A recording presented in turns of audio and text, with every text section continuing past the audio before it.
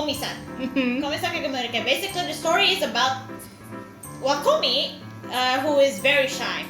Yeah, she is shy. To the more like socially awkward to the point where she can't really talk well. And it got to the point where she cannot make friends. Here's the thing though, she is the most beautiful girl in the whole school in that world. Yep. And it got to the point where people worship her As a god. as a goddess. Yeah, and the fact that people worship her makes them like, I am unworthy to be her friend. We sort of made her isolated more for not having friends. So then this one day, I forgot the main character's name. Tadano. I always forget names. I'm sorry. So Tadano is the main guy. The main guy basically, first day of school, he sees like everybody is insane in this school. That's the first. And the second is that the Komi is sitting next to him. Yep. And at first he sort of falls into this type where, oh my god, she's too beautiful, I am unworthy. It's sort of like that, but it's not to the point where he's following like the whole school. He does think he's beautiful because objectively she is. So one day, after school, if I remember correctly. Yeah, after school. After school, Tadano and Komi-san are alone in the classroom. Yeah, because they have like, what should I say, a pick group. Yeah. So they cleaning the classes before they go home. Yes. And Komi-san can start to open up a bit.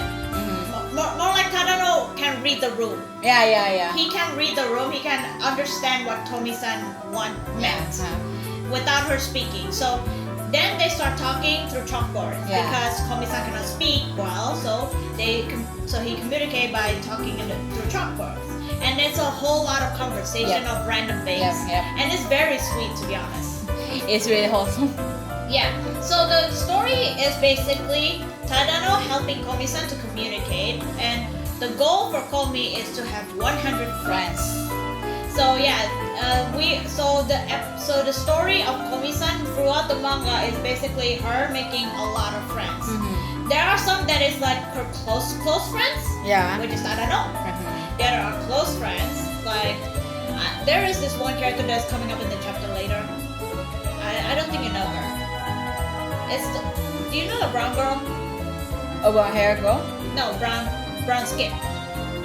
Okay, that's in the chapter later. It's a very late chapter.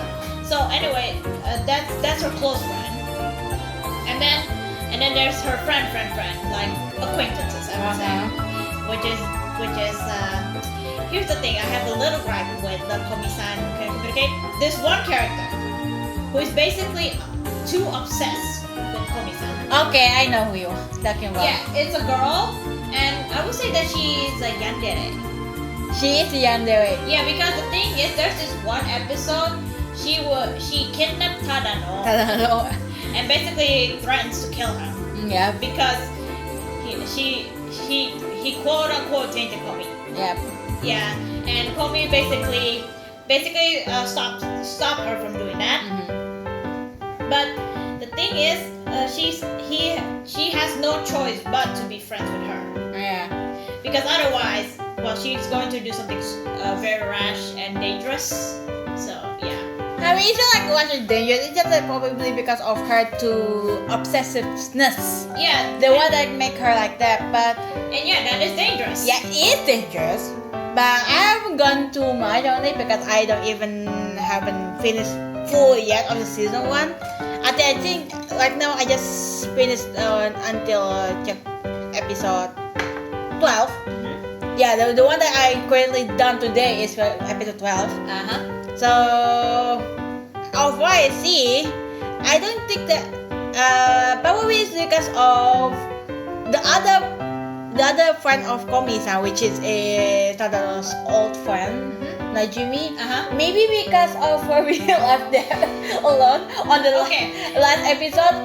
You want to know something funny? This Tadano's childhood friend, quote unquote, Uh-huh. They I don't, to be honest, they sort of like make sure that their gender is ambiguous. Yeah. So you don't know if it's a girl or a boy. Yeah.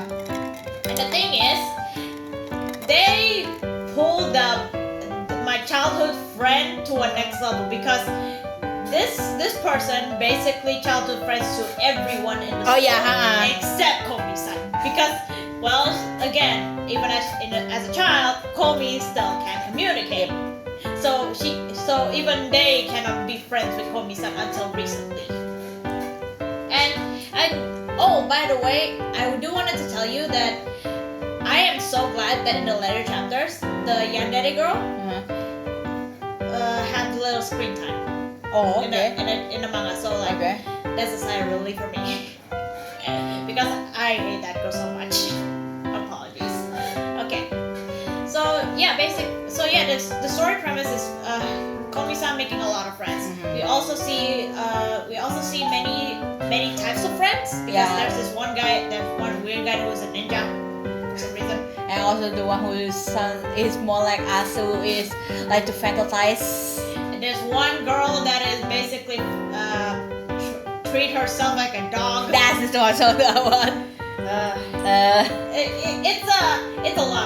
It's a lot of I friends. mean, what can you do? It's an anime, it's a manga. Yeah, I understand that, and in a way it makes it very interesting. Yeah. Because the premise is to make a lot of friends and to embrace their weirdness, basically.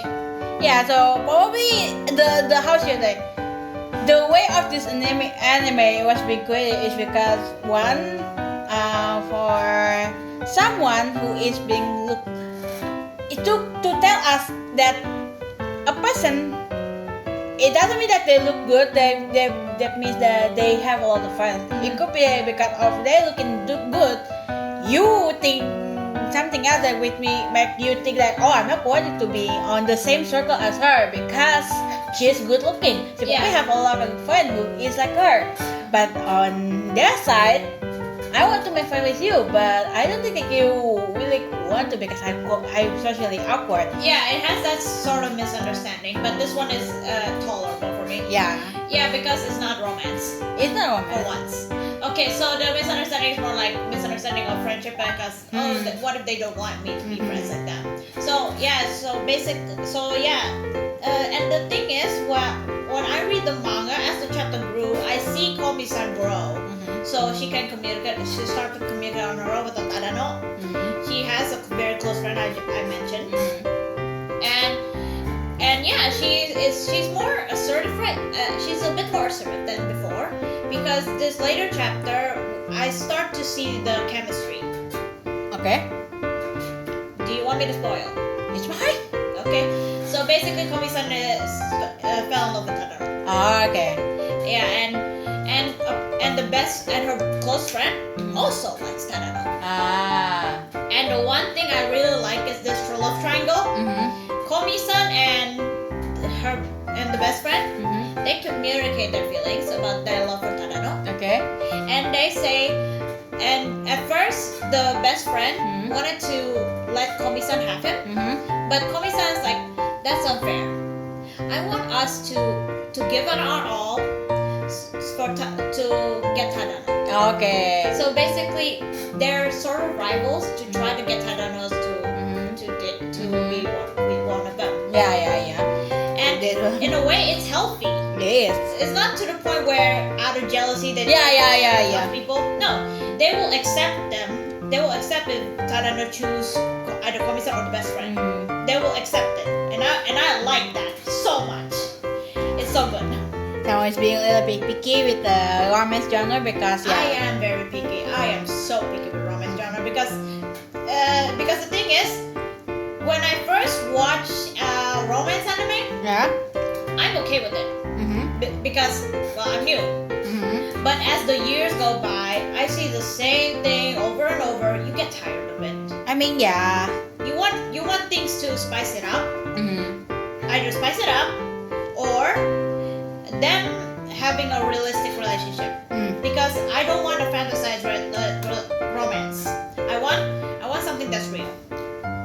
So seeing something that is like because that's what realistic romance is supposed to be. When you think about it, right? Well, yeah, if you would think about like realistically, it is true.